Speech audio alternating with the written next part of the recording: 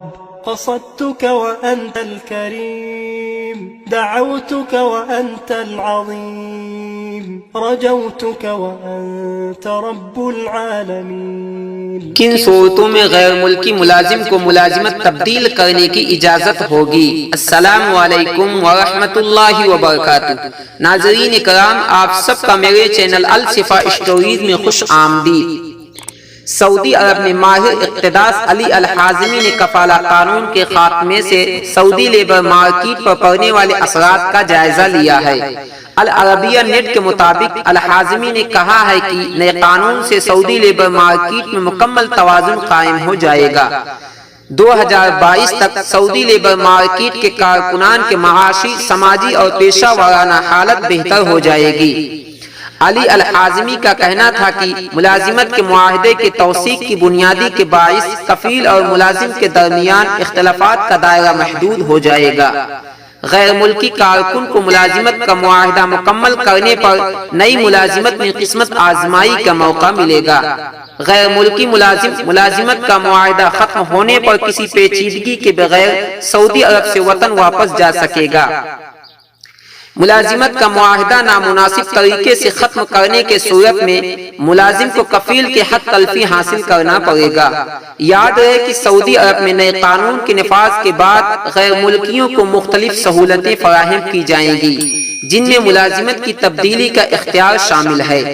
وزارت افراد قوت نے ان 8 صورتوں کی وضاحت کی ہے جن میں غیر ملکی کارکن اپنے موجودہ کفیل کی منظوری کے بغیر ملازمت تبدیل کر سکے گا۔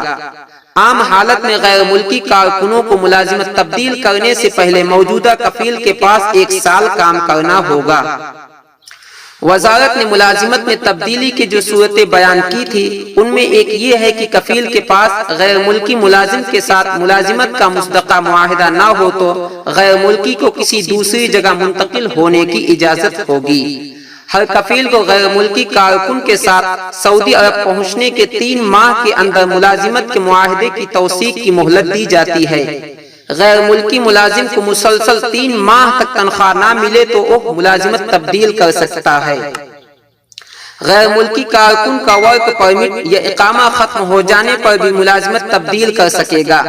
کفیل کے لاپتہ ہونے پر وہ سفر کی وجہ سے ہو یا جیل جانے یا موت کی وجہ سے یا اور کسی وجہ سے ہو، غیر ملکی کارکن کے جانب سے کفیل کے خلاف تجارتی پردہ پوشی کی رپورٹ پر بشرطے کی رپورٹ کرنے والا کارکن اس کاروبار میں شریک نہ ہو۔ ایک صورت یہ بھی ہے کہ انسانی اسمگلنگ کا الزام ثابت ہو جانے پر کفیل اور کارکنان کے درمیان اختلاف پیدا ہو جانے کی صورت میں عدالت میں کفیل یا اس کے نمائندے کے نہ پہنچنے پر، تاہم یہ بات اس صورت میں معتبر ہوگی جب کفیل باقاعدہ اطلاع ملنے پر مقدمے کے 2 تاریخوں پر خود آئے اور نہ اپنے کسی نمائندے کو بھیجے۔ یہ اصول اس وقت بھی لاگو ہوگا جبکہ کارکن کے ساتھ تنازع طے کرانے میں کفیل خود آئے اور نہ اپنا نمائندہ بھیجے۔ موجودہ کفیل کی طرف سے رضاکارانہ طور پر غیر ملکی ملازم کے ٹرانسفر کی منظوری کی صورت ہے۔ اگر ویڈیو اچھی لگی ہے تو لائک کر دیجئے۔ اسی طرح لمحہ بلمحہ خبر پانے کے لیے ابھی تک آپ نے ہمارے چینل کو سبسکرائب نہیں کیا ہے تو آپ ہمارے چینل کو سبسکرائب کر لیجئے، ساتھ میں بیل آئیکن کی گھنٹی دبانا مت بھولیے گا۔ ناظرین مجھے اجازت دیجئے، ملتے ہیں اگلے ویڈیو میں، تب تک کے لیے اللہ حافظ۔